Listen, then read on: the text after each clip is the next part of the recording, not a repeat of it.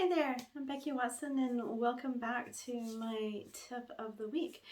This week I just wanted to talk with you briefly about taking deep breaths.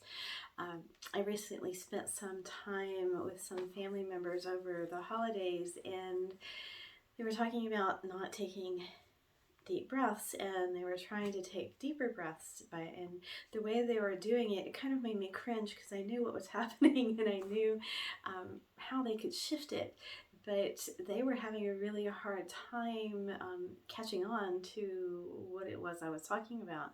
So I found it rather fascinating to try and explain it to them in different terms so that they could understand, but it came down to really needing to and wanting to take deeper breaths to nourish their body, to just live healthier and feel better.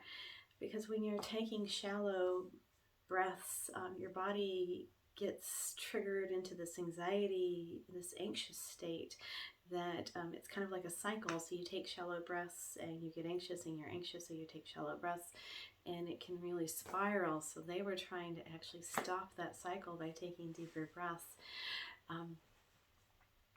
And it definitely can have an effect on your body. Just it can slow that anxiety down with those deep breaths. So they were onto something.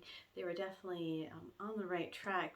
And I was able to help them figure out how to take those deeper breaths. It just took a little bit of training with them. But what I was watching them do was breathe into the tops of their lungs and take those shallow breaths. And when I would say, go take a deep breath, and they would go and lift those shoulders, but they were still breathing into the tops of those lungs. They weren't using those lungs fully. So when I see someone breathing and lifting their shoulders to breathe, they're not getting a deep breath. They're still getting a shallow breath. And that was my first clue that they needed a little bit of guidance on how to take a deeper breath. And a really easy way to pay attention to that, because if you think about a deep breath is really, you're getting air into all of your lungs, not just the tops of the lungs, but all the way deep into those lungs.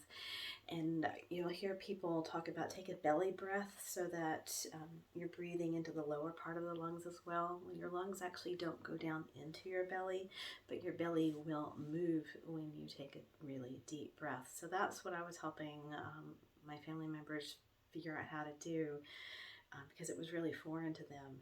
And one way to really try that on is just to take your hands and place them on your upper belly, we'll say, so above your belly button, because that part of your body will move when you take a really deep breath. So if you could try it on with me right here. If you notice, I won't move my shoulders, at least not a lot. I'm not like they were when they were going and lifting those shoulders to take a deep breath. That doesn't work so well, so I'm not going to do that nearly like they were doing.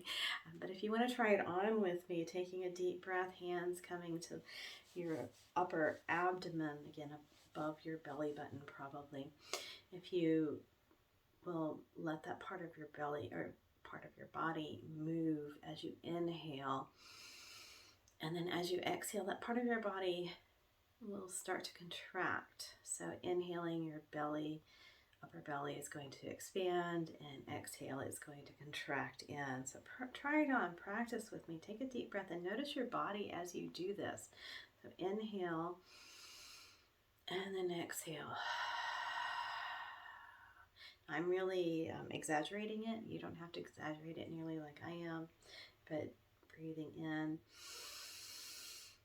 and out.